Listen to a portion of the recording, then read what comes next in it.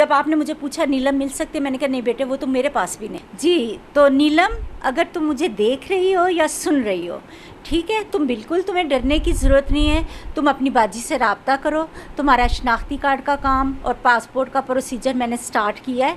तो अब तुम जहाँ भी हो, मेरी बात अगर सुन रही हो तो मुझसे आके मिलो, ताकि हम इसको मैं बांग्लादेश, मैंने तुमसे वादा किया है कि तुम्हें तुम्हारी माँ से मिलाऊंगी, तो इंशाल्लाह ज़रूर मिलाऊंगी। तो अगर कोई देखने वाला सुनने वाला नीलम की हेल्प करना चाहता है, वो मुझसे रब्ता करे।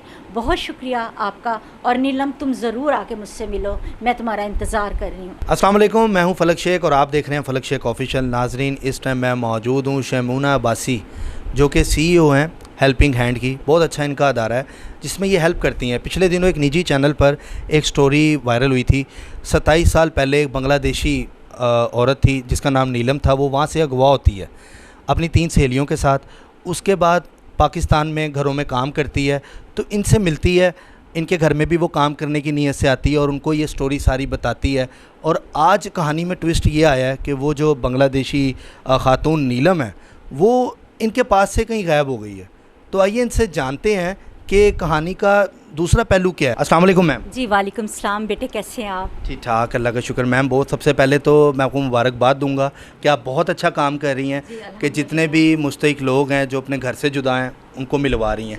मुझे बताएं कि ये जो नीलम है 27 साल पहले अगवा हुई थी, उसके बाद आपके पास आई और अब ये गायब हो गई है, इसमें कितनी सच्चाई है? जी बहुत शुक्रिया आपका फलक, आपने मुझे रीच आउट किया।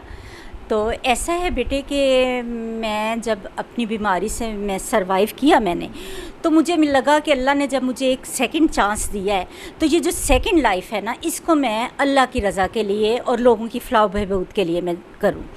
ठीक है, नीलम की जब मैंने स्टोरी हाईलाइट की तो बहुत से लोगों ने रब्ता किया। उसमें ये हुआ कि उसके जो एक्स हस्बैंड और उनकी फैमिली ने उसको थ्रेट किया।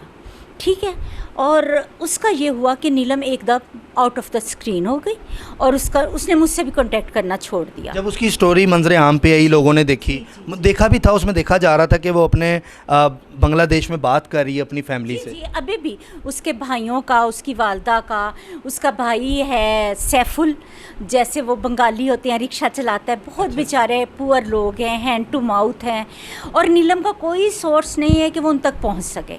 मेरी कोशिश यही थी कि मैं ये एक ऐसा प्लेटफॉर्म बनाऊं जिसमें लोग एक दूसरे के साथ मिलके हेल्प करें।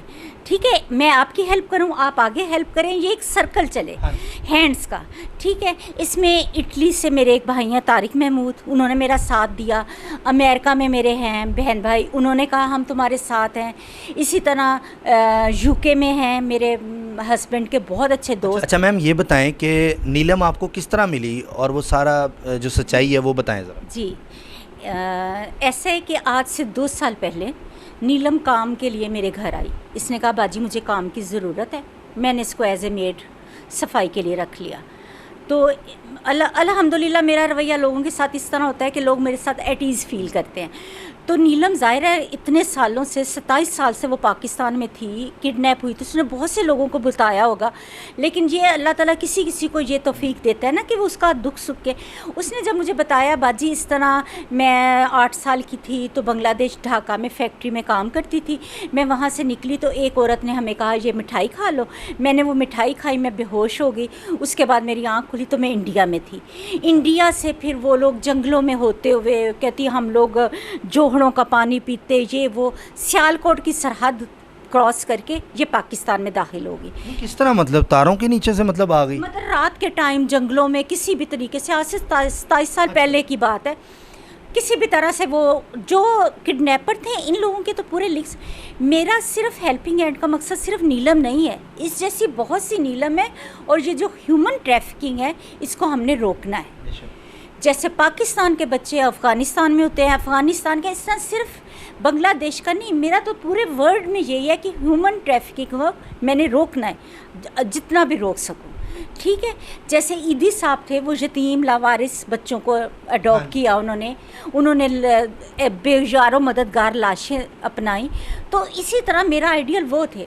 तो मैं भी चाहती हूँ कि इस तरह जो बिछड़े हुए लोग हैं और ये ह्यूमन ट्रैफिकिंग है, इसके ऊपर पाकिस्तान में लॉज बने और उनको सख्त सज़ा दी जाए।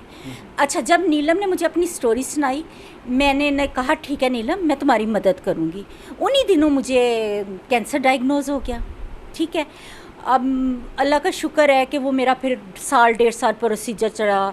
सजदा शुक्र के बाद ये किया था कि मैंने फ़ेसबुक पे तलाश कर ली बंगाली लोगों के गुमशुदगी के पेज के बारे में। उसमें मुझे बहुत टाइम लगा सर्च करने में। फिर एक कराची के बंदे से मेरा राब्ता हुआ, उससे मैंने बात की। उसने कहा ठीक है बाजी, आप बहुत अच्छा काम कर रही हैं। मैंने नीलम की स्टोरी, इसकी पिक्चर वगैरह उसको भेजी। फिर हमने ढाका यूनिवर्सिटी का एक स्टूडेंट है मंजूर अहमद, उसकी भी मैं आपको भी पिक्चर वगैरह दूंगी डिटेल। वो इस्लामिक यूनिवर्सिटी ढाका में पढ़ता है और वो फ़ी सबीलिल्लाह इस तरह काम करता है, मतलब बिछड़ों को मिलवाता है वो। जी। अब नीलम ये था कि इतनी छोटी उम्र में थी, ये बंगला ज़बान भूल चुकी थी।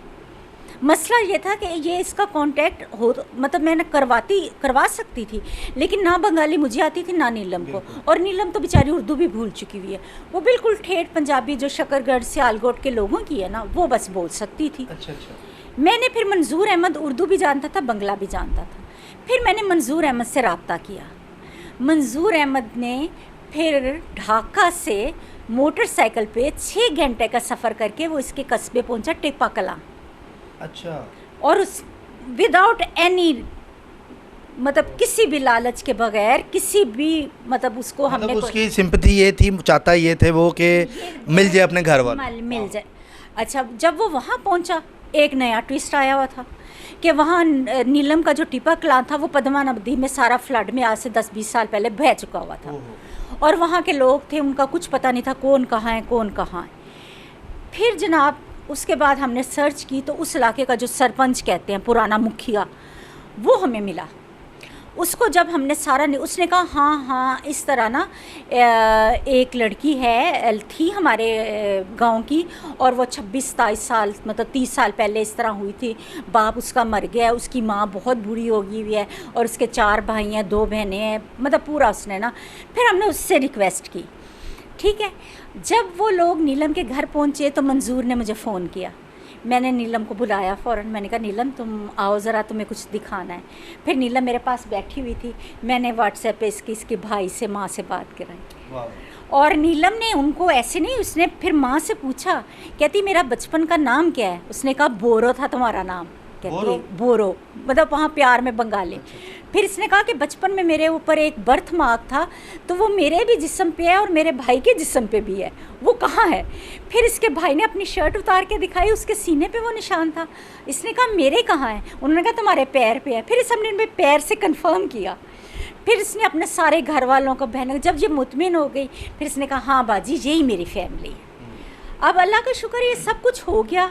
ये इंटरव्यू एक निजी चैनल ने किया, उनको भी अल्लाह जज़ा दे, उन्होंने भी मतलब उन्होंने तो अच्छी वे में किया ना कि ये अपने फैमिली से मिली, अच्छी स्टोरी। लेकिन जब मेरा आपसे रब्ता हुआ तो आपने बताया कि वो गायब हो गई है।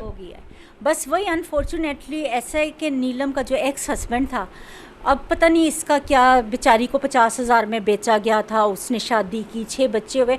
अब देखें ना, मेरे पास वही स्टोरी है जो मुझे नीलम बताई है। ठीक है, अब उन लोगों को जब पता चला, उन्होंने नीलम को थ्रेट करना शुरू कर दिया। मतलब तवस्सुत से मैं ये कहना चाहती हूँ, नीलम तुम्हें डरने की ज़रूरत नहीं है, तुम हक पे हो। ठीक है, और मैंने तुम्हारा शनाख्ती कार्ड का प्रोसीजर भी चला दिया है, पासपोर्ट भी बनवा दिया है, और बहुत से लोग हैं जो पाकिस्तान में और पाकिस्तान से बाहर हैं, तुम्हारी मदद करना चाहते हैं। तो तुम इस चैनल के ज़रिए अगर मुझे देख रही हो तो दोबारा आओ मेरे पास, हम तुम्हें इंशाल्लाह बांग्लादेश पहुँचा के छोड़ेंगे। मैंने बांग्लादेश एम्बेसी में भी बात की है, उन्होंने कहा है कि ठीक है, आप जो ये मुतासरा औरत है इसको लेके आ जाए तो इंशाल्लाह मैं तुम्हारा वीज़ा भी लगवा दूँगी।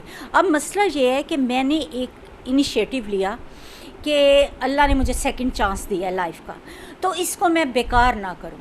मेरा कोई और नज़रिया नहीं है, कोई मुझे पब्लिसिटी नहीं चाहिए, कोई मुझे फेम नहीं चाहिए। अल्हम्दुलिल्लाह मैं एक अच्छी लाइफ गुजार रही हूँ, और इस चीज़ों में पढ़ने का सिर्फ मकसद ये है कि अगर मेरी ज़ात से किसी को फ़ायदा पहुँच सकता है तो मैं पहुँचा दूँ।